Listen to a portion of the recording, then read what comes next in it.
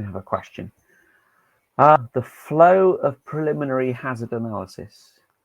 Well, the flow of it is dependent on which technique you use. So, and I would recommend you use several techniques. So, for example, if you use a checklist, the flow checklists tend to identify causes. So you'll start with causes and you'll work your way towards hazards. If you are looking at incident and accident data, that tends to be incident and accident centric. So it's consequences. So the consequences will get reported, and you then have to analyze the data, that whatever information you've been given, to work your way back to hazard and causation. Okay. If you're using FFA, so to do PHA, PHIA, then you're going to be looking at what can go wrong with the function. So that kind of, it leads you to what is really more starting with the hazard maybe, and it leads you in then both directions. You can look at the causes and the consequences. And HAZOP the same. Most HAZOP tables will prompt you to look at, causation. So we've got an incorrect flow. What are the consequences of that? So we're starting with causes, we're moving towards hazards, and then it will prompt you to look at preventative and mitigative measures and detection measures. So depends on what technique you're using. Okay, I hope that's what you meant by the question. If it wasn't, then do please let me know. So cheers, Chris. Anything else while we're talking about it? Okay, well, we can have another Q&A session at the end. So, and by the way, if you think of something afterwards, send me a message, on social media, or leave me a question on the website. Oh, follow-up question. Yep, you're welcome. Which comes first in terms of hazard analysis? Oh, so assuming you mean which technique, so we would start, once we've sort of set the context and understood the scope of our system, what's the system, what are we using it for, what's the operating environment. So we need to sort of understand that context first. Then the first thing we might do is some preliminary hazard ID using a number of techniques. Inevitably, identifying hazards will also help us to analyze them and yield more data. So we won't just get hazards, we'll get some stuff about causation and consequences. And then we could also look at our system requirements hazard analysis.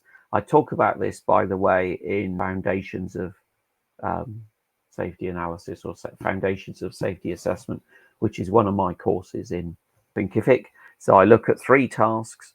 So under MIL Standard 882, there's task 201, which is preliminary hazard ID, task 202, which is preliminary hazard analysis, and task 203, which is system requirements hazard analysis.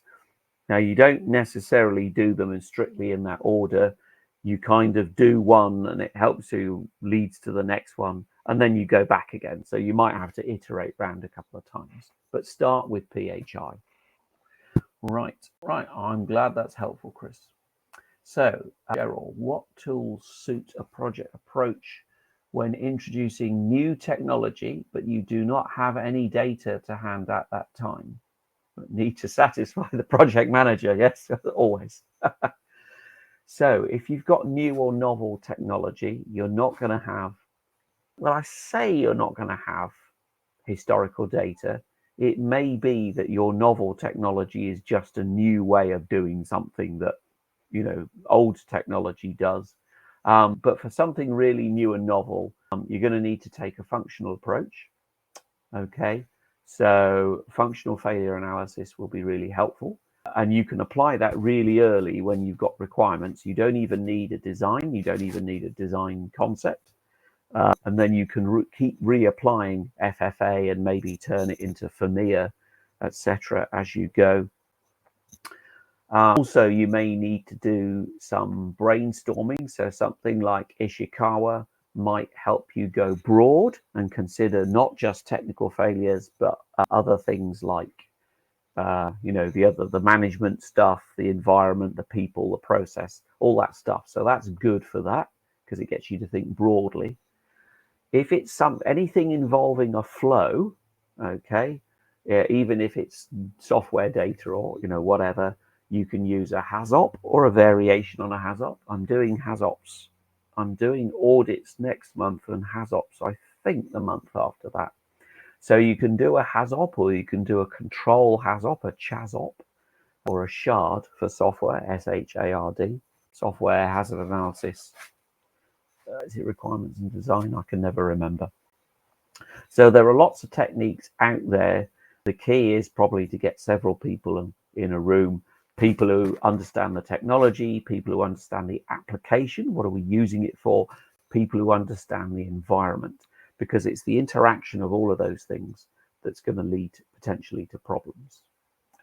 And as I say, when you're identifying hazards, particularly with a novel system, use multiple techniques, because no technique is perfect. Some techniques are good at this, but not so good at that. But if you use several, hopefully you'll cover over all the gaps. Okay.